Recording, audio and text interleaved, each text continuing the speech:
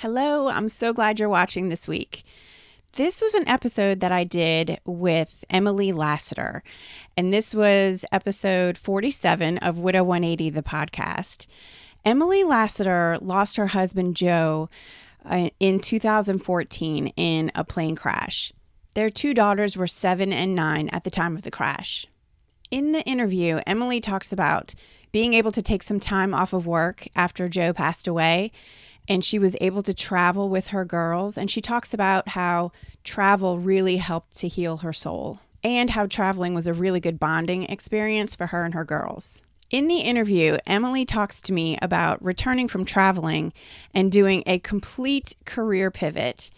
She went from being an attorney to a financial advisor. She co-founded a company called Wealth Edit. It's an online community. It's a monthly membership community. The Wealth Edit is an affordable option for widows and women who want financial advice.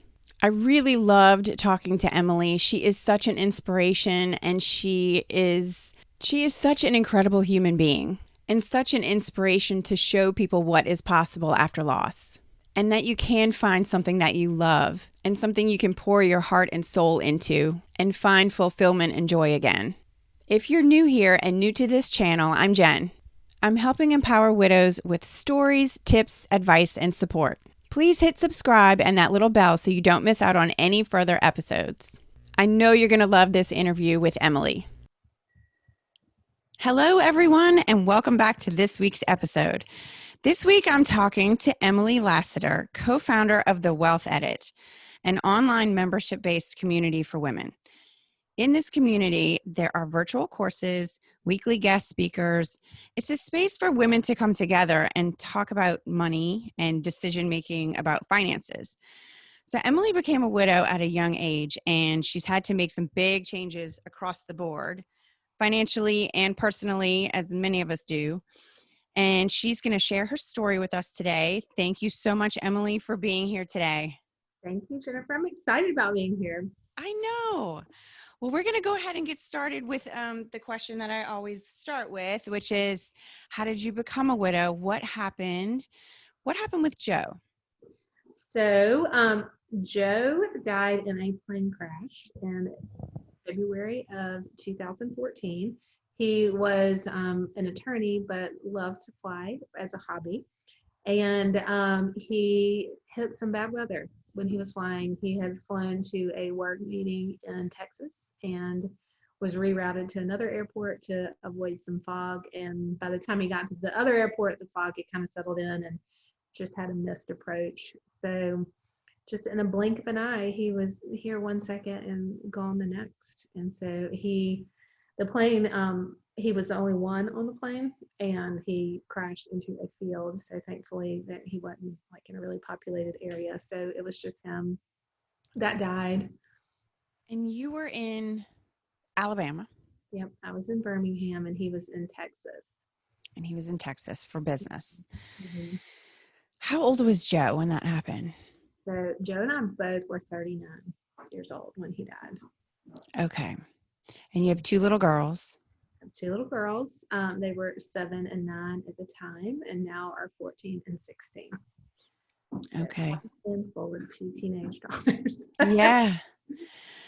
So when that happened, they called you right away. Yeah. So thankfully I had, Joe was going to pick up some people that were going to another meeting with him. And so they were at the airport and saw it happen. And so as a result of that, they contacted one of Joe's best friends, who then was able to drive over and told me. So he and his wife came to my house that morning and told me what had happened. So yeah, it's not a news you ever want to receive, but it was, looking back now, I'm very, very thankful that they were the ones that delivered the news rather than the police. Police, yeah. The police came, but not until like 3 o'clock that afternoon. So that's how long it would have taken if nobody had been there. So I'm very thankful that I was able to like know right away, and then also just have trusted friends. They're still my closest friends, and just one of those things I will, that shared experience. But So you were at home and your girls were there too? no, so my girls were at school. Okay. And I always say this because I think back on that time, and I just remember like hearing the news and just like sitting down and just like sitting there and like just feeling that shock, and but not like, I don't know. I mean, I wasn't like sobbing uncontrollably. I was more like in shock, just like sitting there quietly. And then I really think it took me like 5 minutes, which I'm kind of embarrassed about, but like it took me about 5 minutes to realize my girls had lost their dad. Yeah. And I mean, that was when I just lost it. Because, Yeah. you think like as an adult, okay, I mean, like, okay, I'm gonna be okay. I mean, like, all the thoughts that are going through your head of, can I survive this? And, but then you think about your girls or your children and you're just like, I mean, this is, as a mother, that's the very last thing you would ever want for your children. And so that just, took me out. And then, I have family that lives in town. And so we called them, and my sister-in-law actually went and got my girls from school. And it's interesting that you even asked that question, because this past week somehow that day came up in conversation, and my girls said they remember my sister-in-law just saying, I love you so much. I love you so much the whole drive. And they were like, we knew something terrible had happened, but we didn't know what. And it was just, and so Yes. now I think I think it came up because somebody was saying that to them, and they're like, every time you say that, that's all I think of. And she was like, I'm so sorry. So, Oh, no. When I somebody says, I love you so much, I love love you you so so much, much. that's Yeah. going to be like a Yeah. triggering thing. Yeah. Yeah. So they came home from school, and I, told them, and, being from a southern town where, you know, people show up, they just do. It's, now I feel like it's so hard to believe in the last year that we've had where everybody's felt so isolated. But I mean, people just started coming. And after that, I mean, it was weeks before we had a moment alone. Yeah. So Oh, yeah. I know a lot of people can relate, and it is. So you had the crash happen in Texas, like we said. Did you end up going there to the crash site, or did you have to go? Did they make you go for some reason or anything like No, that? I did not go, and I have still not been. And I have thought about it and tried to plan that trip several times, and it has not happened. And I even, we just got home from spring break right now, and I asked my girls if they wanted to do a road trip to Texas for spring break, because for the first time, I feel like, not that they weren't old enough at the time, but I just feel like I'll know when it's the right time to take them and just let that be, part of Yeah. the healing. I mean, it's been 7 years now. I mean, and we still haven't been, but I think they're just getting to the age where they are starting to think about it and want to go. But so when the plane crashed, it, burst into flames and he burned. And so like, there was no question of like identifying the body or, like he was cremated in the crash. And Right. so we had one of our best friends from college who we had stayed really close with owned a funeral home, and he just called and said, I'm going to take care of everything. You don't need to do that. And so we did have to send dental records, but that was it. Yeah. So that was interesting, because I will say that actually became an issue with the girls, because when we got to the funeral, when they're 7 and 9, you don't want to go into, or at least, you obviously as widows, our husband dies and you've never done that before. So you don't know what the right thing to do is. And I guess we just all chose to not go into extreme detail about how he died, or, like that there wasn't a body, and all that. And so we had, like, when we got to the funeral, like during the funeral, they actually asked, like, where is he? Like, is there not a casket? In Yeah. like that's in the middle of the service. So, you don't want to be like, well, we'll talk about that later, but was trying to like navigate that. And then maybe 5 or 6 months later, my 9-year-old like confessed to like a family friend, maybe he's still alive.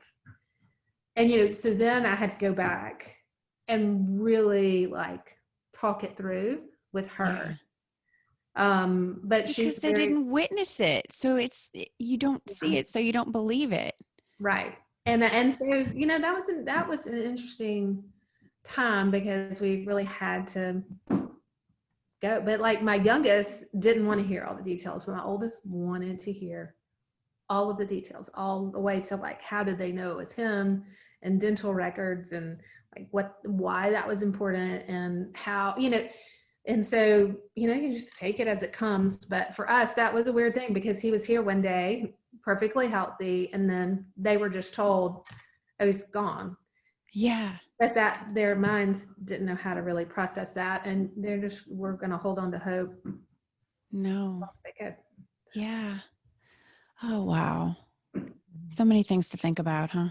Mm-hmm. But um what did you guys do? There was in that first summer, because he passed away in February. Mm-hmm. And what did you guys decide to do that summer right after? So that summer I'm trying to think. Well, that summer, both of the girls had been scheduled to go to camp for the first time. And we really kind of went through like, are we, should they go? Should they not go? Is this like good? Is that? And they ended up going. And during that time, I actually moved to a new house that we had already been looking at to move to. So when they came back, Oh, wow. we had moved. I know. But it was a good thing. I always say, like, you see so many like little mercies along the way after losing somebody. And Joe and I had looked at that house for a long time, and they knew how much he loved that house. He loved the neighborhood. He wanted that house. And they were building, and so we knew it was about to come on the market, but it had not come on the market yet. And so for them, I think they felt like they were honoring Oh, his yeah. choice, like that he had picked this out for us. Yes. We had lived in a neighborhood that did not have many children and was harder to like, there wasn't a whole lot of like riding your bike in the street. The street was a little bit busier, all those things. And so I think they felt like, oh, this was, a gift from their dad. And it was. Yes.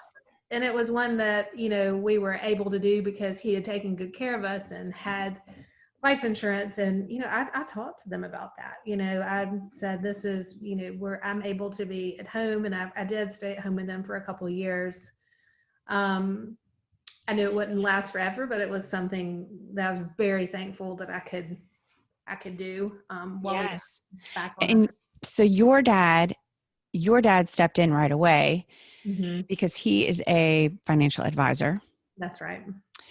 So he was able to sit down with you and maybe go through a lot of things that you couldn't think clearly about at the time. Oh Like yeah, I mean, he right had after. me within a week. At every day he would be like, "All right, today we're going to the bank. Yeah. Tomorrow we're going to the attorney's office. The next day you're meeting with a life insurance person." I mean, Yeah. we were just going through the motions of the business side of having a death, and going to the social security office, and just all of the things that you want to put off and you don't want to do and are complicated and hard to navigate. I mean, I'm an attorney. I paid all our bills. I knew exactly what we had. I mean, I knew all of those things, but that the wrapping up and changing over everything, and then like looking at where you are and like trying to make real decisions about like what lifestyle changes do we need to make, what can we afford to do, what can we not, Yeah. that was I mean, as everyone knows, it's a lot. So I was very, very thankful for my dad. And he um sat down with you and did that within like the first month or so, or it was yeah, pretty quickly? it was very quickly. Yeah. And I meet so many women who've lost a spouse that don't have that person. And No. a lot of it though, probably, I mean, I just had somebody that was really on it and knew exactly what to do. But I meet with widows all the time, and it's not too late. I mean, I say that we did do it really, really quickly, and I do think that's best case scenario, because as he explained to me, I know you're tired, I know you don't want to do this, but we want to make sure that you are creating a new plan that will benefit your children if something were to happen to you. And so Yeah. that kind of kept me taking those next steps. So, what did you do as far as going back to work right away? Was it, well, not right away. I'm sorry. You said you took a couple Yeah. of years off, but that first step back into going back to work, what were you thinking at that point? Like, what did you want to do? What was the right, was it full time, part time? What did you guys decide? Like you and your dad, when you sat down, like what was your plan of action at that point? That's right. Well, and I think, I mean, that's a great question, and one that I feel like I could talk an entire hour on, because it's one of those things that I really like. I loved the way my dad helped me on this particular point so much that now I've changed my career. So just a little teaser. I mean, because it Yeah. was so helpful. But one of the things that we did over the course of the first year was figure out how much what like my new spending habits were going to be. Like, how much was it really going to cost for the three of us to live?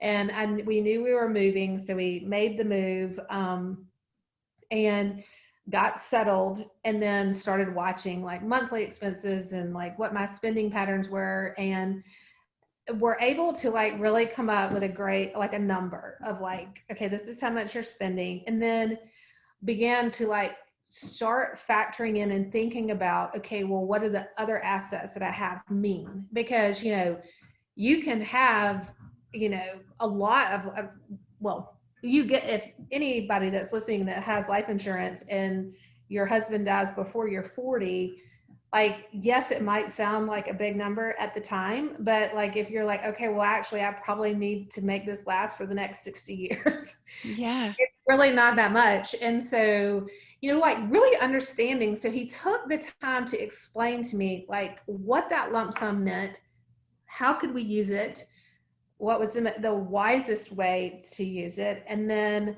like what did it mean long term.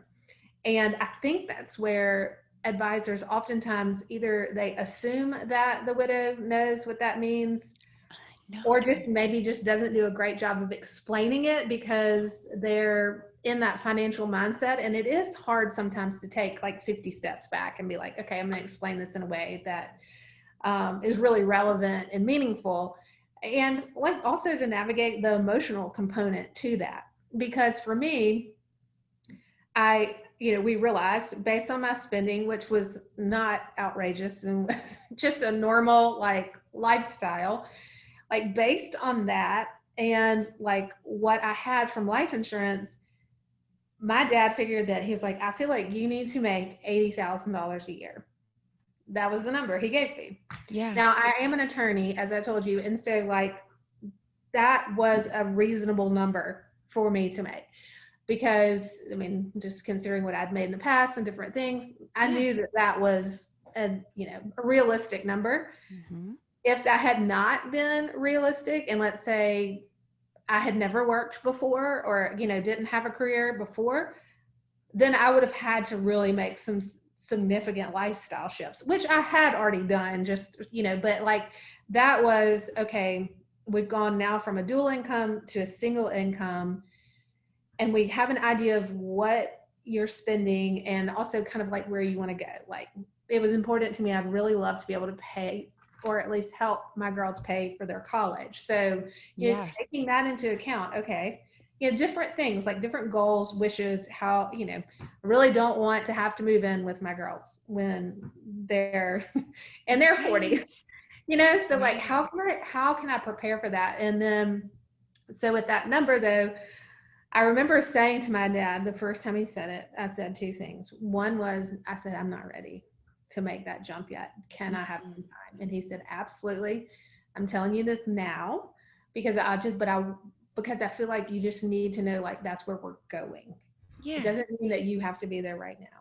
So just as you begin looking and thinking and preparing for your next steps, that is going to be like your guideposts. Yeah. And secondly, for me, I'm a Christian, and so like oftentimes I'd had that time to like think through.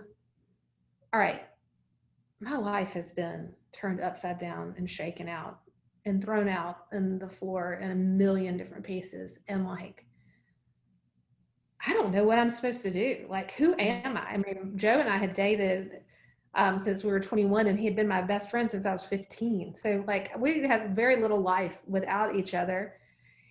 And so, for me, like, I know this sounds so crazy, but like, to have that number was helpful to me to, like, I always say it was like a clue as to what Mhm. I was supposed to do next. And the clue, I say that because I was just like really like grappling with like, who am I without my husband? What, like, who am I going to be now as a single mom? Like, it's, there's a lot of like blank space here now, and I don't know what to do with it. And then also, you have this event and you're like, gosh, life is too short to do something I don't love. And, I mean, I Yes. really want to do something that like, I feel called to do, passionate about. And so here I had this number and I was like, all right, well, I believe I'll be in a professional capacity. I mean, and I can say that, but I've said this to somebody and they are not a widow. And she looked at me and said, only you can say that. Nobody else can say that. But what I said was, if I was supposed to sit at home and not do anything professionally, I would have had more life insurance, but I didn't. And so for me, it was like, okay, here. So then I began to look at it like that, like, okay, I need a job. And I did not start into the first job. I did not make $80,000 a year. I wanted to take baby steps. I thought I'm going to see if I can do part time, get my bearings Yeah. about me, start kind of focusing on what's the work life balance look like here. So I went into a part time position with a nonprofit. It was great and I really loved it. But I also started to like gain confidence in myself. And I was like, oh, yeah, I can think. Yes. Okay. I remember I do have a brain. Um, and there had been a year, maybe I didn't use it. Like I said, I feel like it was in a fog. But I was like, okay, Yes. I can do this. It's still And there. it's It's still still there. there. Yeah. Hey. And I actually enjoy this. Like I was enjoying having adult conversations. I was enjoying like having conversations that weren't talking about death. I mean, Yes. and I started to like, you know, like getting a taste of what it felt like to begin again. And that was really good for my soul. Oh, yeah. So Yes. but so I did that, and I say that because I think sometimes people feel like, oh, you've got to do all of this like right now. So yes, in the beginning, you do need to do a lot of stuff in the beginning just to get things situated. But then, if you have the ability to just like take some time and really like heal, but then it was like I just started waking up, and that was really I fun. know. It's so funny you said I just started waking up. Yes. Our paths are very similar, very similar. Because I had the same thing. I was like, okay, I know that this funk that I am in and this uh, inability to function in my career like the way that I need to in the capacity, this is not going to be this way forever. I just need some time. I just Mhm. need a little bit of time and I'll get back there. Yeah, And you're going to get back there, but it does take a little while to get there. So I know. Well, and I think it also is like you're slowly building your confidence back. Yeah. Like I began like doing something and it was empowering in other areas. So it wasn't just the job. I became a little bit more comfortable in parenting and like getting the girls to help with certain things. Like they Mm. were just I just became more comfortable like with me. Yeah. Yeah. So that was an interesting side effect because I think a lot of people dread that. I mean, it is hard. Like when you have this vision of like who you're going to be in your relationship or with your kids, if you're going to be a stay-at-home mom or, whatever that is. And then all of a sudden that is no longer an option. I mean, you're grieving that too. Right. But what I found was even if I thought like I need to stay at home in order to make all this like continue to work, what I realized was that's actually not the case. Like I'm stronger than I thought I was. And then I'm also like seeing fruit in my children's lives that's coming from them becoming more independent. Mm-hmm. So let's get into the wealth edit and talking a little bit about that because you had this vision or you had this feeling like there's something more out there. There's something more fulfilling and better for me. So what was that initial vision for you? Like, what were you thinking? Where did you see this gap of things that needed help? Um, yeah, where did that So come from? this took a while, and just in the interest of time, but I do want to say that because I don't want people to think that like it happened overnight. But over the course of like working a part-time job, then I went to another like very flexible full-time job, but I still was not feeling fulfilled. I just kept thinking there's something else out there. I really want to do something that is meaningful, but I didn't know what it was. So, Yeah. it was years in the making, but eventually what was happening was I was meeting with widows more and more. People, if somebody lost their husband, a lot of times, people would just call and say, will you reach out to her? And Yeah. so I would go and meet with them and, have coffee and then just have a relationship. But what I found was, we were talking a lot about the business side of things. So a lot of times people be like, well, you're an attorney, like your dad's an advisor, like, how did you handle this? And so I was talking about a lot of just the fundamentals of like how to wrap up an estate and then like what can you do to be proactive on the other side to make sure that you've taken care of everything. And then just, like walking through having to go back to work and like what that felt like and, encouraging and brainstorming really. I mean, like that's what I Yeah. really love to do is like say, all right, well, like what do you like to do? And then just saying like, you can totally do that. Sometimes you just Yeah. need somebody to say, I believe in you and I know you can do this. And like, even if you try it and you fail, that's okay too, because that just means now we can check something off the list and we'll try again. I mean, but sometimes people just need permission Right. to try. And so I was Yes. doing a lot of that. And then I began having different people send over like women that were going through a divorce. And so we would laugh because I would just say, like, I am trying to help. Hold on, I'm sorry. Okay. Anyway, I am. Okay, sorry, I'm sorry. But anyway, I'm trying to like encourage these women to like take the next steps and figure out what the right path is. And so here I am talking to these women and I'm always like, well, what does your advisor do? And Mm-hmm. like, how's he handling this? And just across the board, I'm getting all of these like comments. Well, I just inherited my husband's investment advisor. We haven't really talked about any of this. And, you know, it doesn't mean that these people were not doing their job. Yeah. I just realized that there was many different types of financial advisors. And for a while, I thought mine was just because he was my dad. Yeah. But then I realized, actually, no, there's a lot of advisors out there that are way more focused on planning, are really great with working with single women, have more of an educational component to how they serve their clients. And then there's some people who love the investment side, and that's what they love. I mean, and you know, as men, I mean, the financial industry was built by men for men. And yes, they are taking major strides now to make it relevant and interesting for women. But no matter what, if you get in there and start poking around, it does feel uncomfortable a lot of times for women, because that's not who it was initially built for. And so I just thought, well, you know what? I'm going to start going and talking to different advisors in Birmingham, because one, I want to see if I can find some that would be really great to refer these women to. Yes. Because, you know, as an attorney, like the planning side of it and thinking through like what are the next steps and how can we, you know, make sure nothing bad happens, which again, as an attorney, you're always like, you're taught to like think through to the worst case scenario. And what was interesting was, as I started talking to these advisors, I started getting job offers.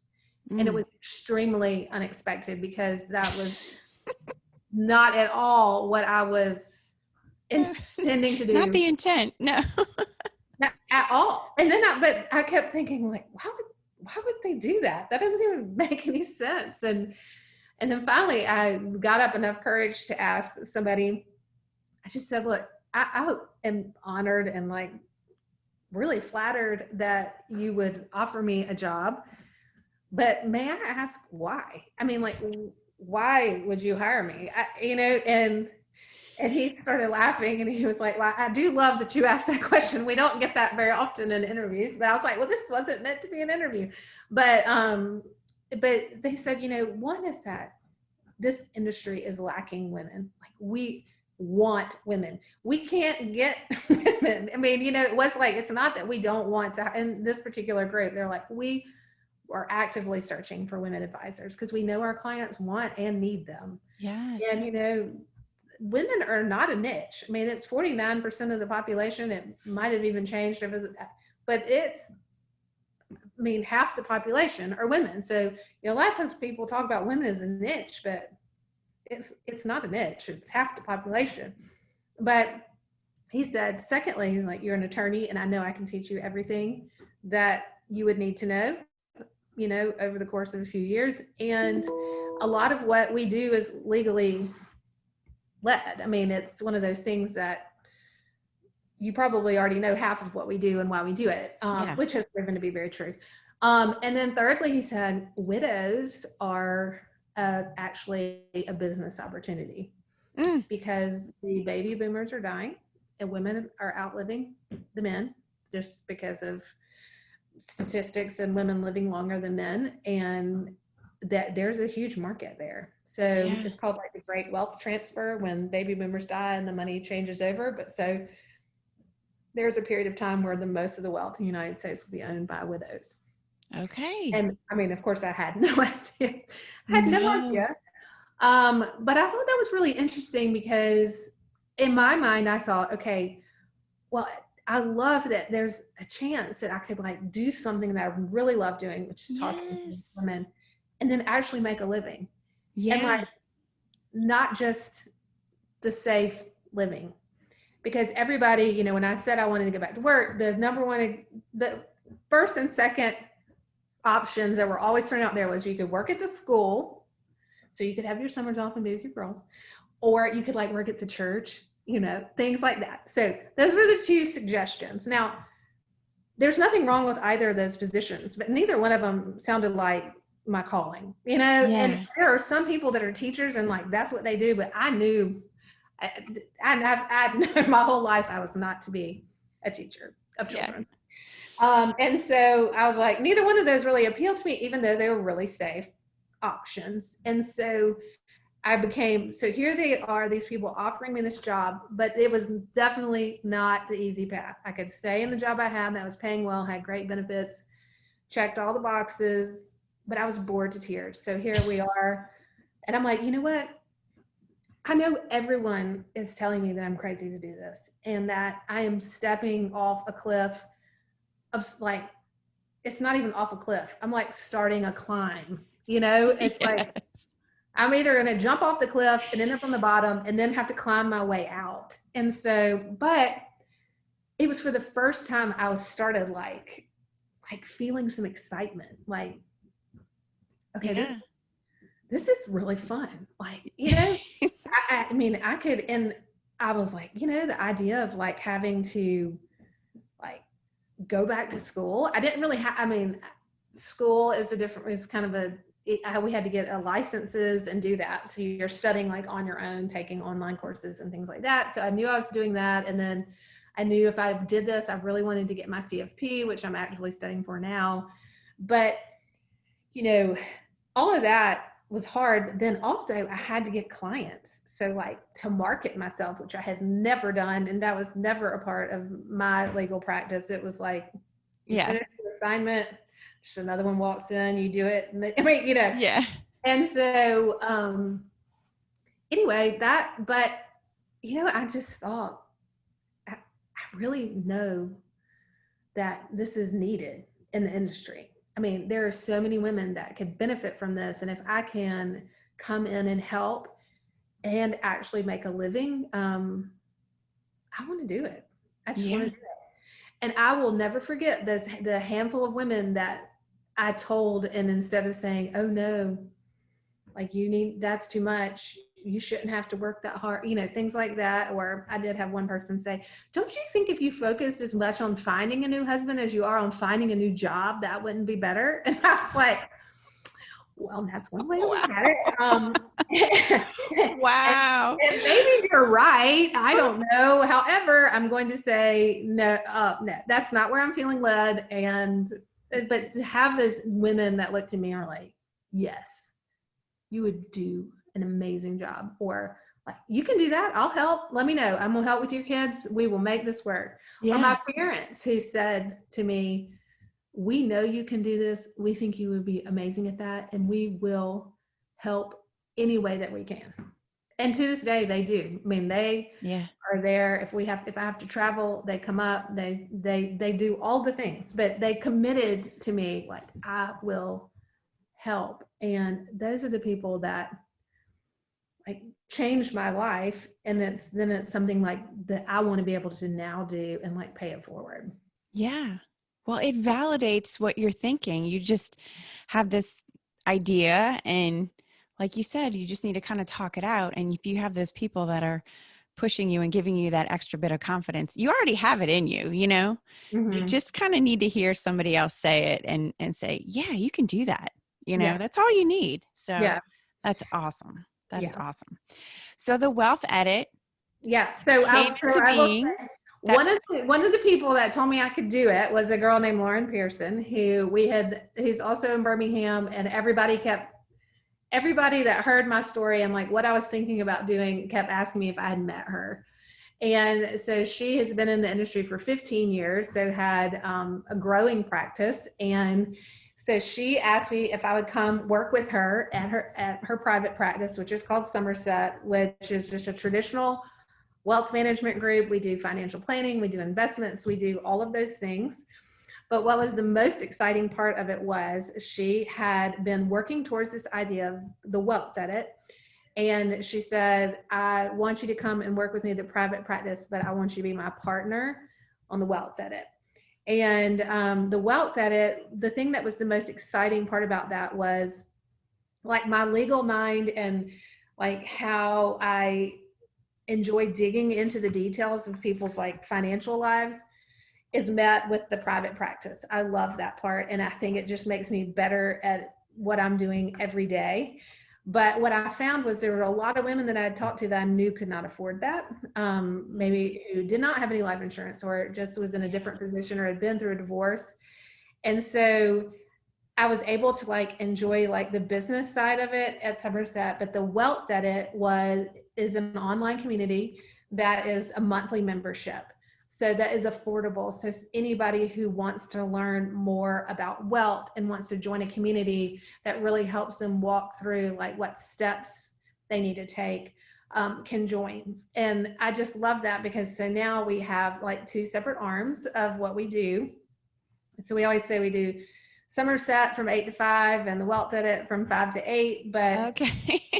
just in terms of like hours worked. But we have on the Wealth Edit, so we have content where we do courses, and it's not just for widows or single women. It's for women who are, wanting to launch their own business, for, stay-at-home moms who just like feel uncomfortable not knowing what they need to know and are like ready to dig in. It's for, one of the things that we say on the Wealth Edit all the time, and that we say to our Somerset clients is, one of the things that I wish I could go back and do is I wish that I had said to Joe, you know what?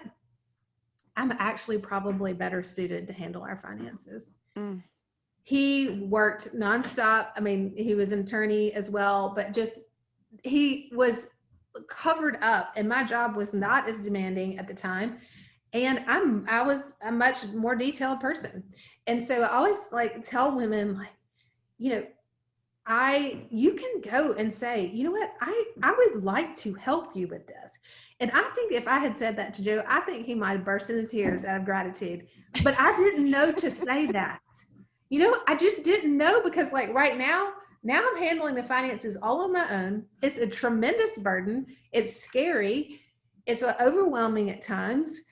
I wonder if I'm going to be able to meet my goals. I'm trying to stay on a budget, and I would love to have somebody help me bear that burden. Yeah. Being the head of the household is heavy. And so I'm like, gosh, women that are listening, like, even if you're still married or if you've remarried, like, jump in and say, I want to help. Yeah. So anyway, we talk about a lot of that kind of stuff on the Wealth Edit. I mean, and we do a lot.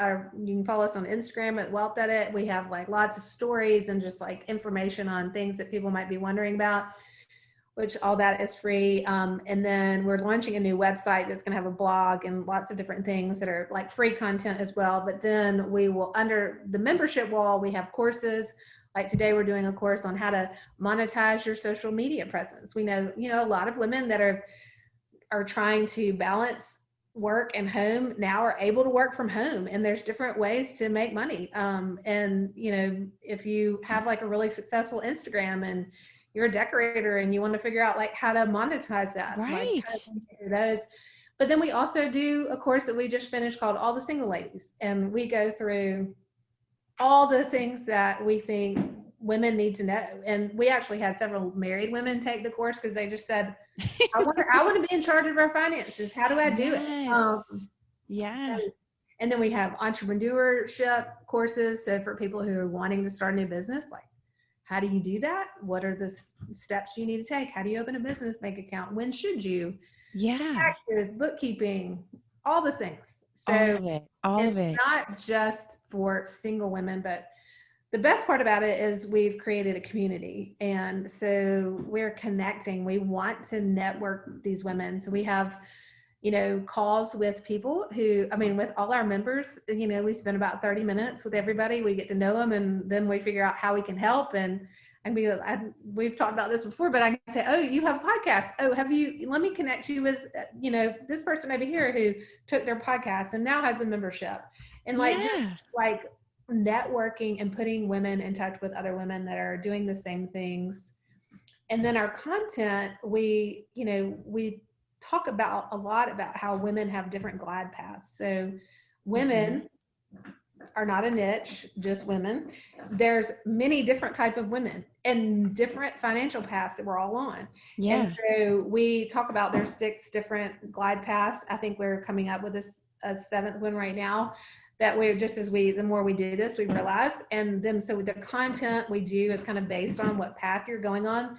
So like now I was a PREM, which is like pivoting, resilient, investigating, and motivating. And so there's a lot of content there, and a lot of single women fall within that. But then now that we're starting our own business and we're doing the Wealth Edit, now I'm finding I'm kind of shifting over to a little bit of a different glide path now that I've kind of established like where I am and where I'm going. So we try to do our content that way, and then help women like connect with other women that are on the same path that they are. Yeah, because it does kind of change as you're going through things, or you pivot in career, or what's important to you and what your new goals are. Yeah. So, and that's awesome though. So it's monthly, it's continuing, it's ongoing support, and that's what I love too. Like that's what you need. We love it. And we cannot give individualized like financial advice through the Mhm. Wealth Edit, but we do office hours, I mean, that are all the time. I mean, like there's a link on there and you can Calendly link and it'll put some time on our calendar, anytime Yeah. that works. And just if you have a question, I mean, and we do that a good bit and we love it. And it's actually where we get a lot of ideas for our content because we'll see, there are a lot of people that are asking about this, Yeah. and so that's been really helpful. But it's actually like my favorite part of what we do. Because you're getting to know these women and you're like really hearing like what they're having to like overcome or what's Yeah. bothering them or what's worrying them, and then be able to produce content that's like Really helpful. goes deep dive into what they're wondering, and hopefully in a way that's relatable. And we do not, there's no dumb questions. There's just not. Right. There's no There's no dumb judgment. questions. No judgment here. We're just everybody's just trying to make it work, and we know that. So I know we're trying to wrap up on time, and I wish I could talk to you all day, but I have just a couple of more personal questions for you. And the first one is, when your girls look at you, what do you hope they see? I saw that question and I loved it. And what I hope that they see is that in life, they can do anything. And that, like, no matter the circumstances, that they're going to survive. Now, I don't know if they see that yet. I know that they see a mom that seems Because a they're little teenagers, crazy. right? Yeah, that's hanging on by a thread, but it's not always pretty. But you're like, that's life, And I said to my daughter, said, I don't know why you do all this. I just want to be a stay-at-home mom. And this is my daughter who, like, she's the last person in the world that's going to want to be a stay-at-home mom. I'm just going to tell her that. She is, Oh, wow. goodness. So I said, all right, that's fine. And I said, but listen, you need to be educated because really you never know what's going to happen in your life. And I will prepare you for that. Like, that is my goal. they but I do hope that they watch me and just think, like, if they're ever confronted and have to like make some hard choices and work hard, that not only can they do it, but they can find a lot of joy doing it. I have found so much joy putting myself out there, pushing myself. And I'm not sure I would have ever found that if I Right. had not lost Joe. I'm very grateful that I can see some of the silver linings. Now, would I change it? No. I mean, yes, I would change it and go back to the way things were. But to be able to see, like, the beauty coming out of it, like, I'm proud of myself and I'm so thankful I'm doing it. Not for anybody but myself. You know, Yeah. Yeah. I feel like I approach people differently, have much more like compassion and patience for people that are going through things. But I also feel like I'm a much better encourager. Mm, yeah. So Yeah. I hope that they see that. Yes. But I'm not sure they do yet. So. Maybe not right now with the teenager blinders on, but that they'll Yeah. see it soon. One day. Fingers crossed. Uh, all right. Couple of other questions. What is a household chore that Joe used to do that you hate having to do now? Take out the trash. It's Oh the yeah. only time during the week that I feel sorry for myself. I do not know why. I don't know why. It's not even that hard. It's just a pain. Yeah.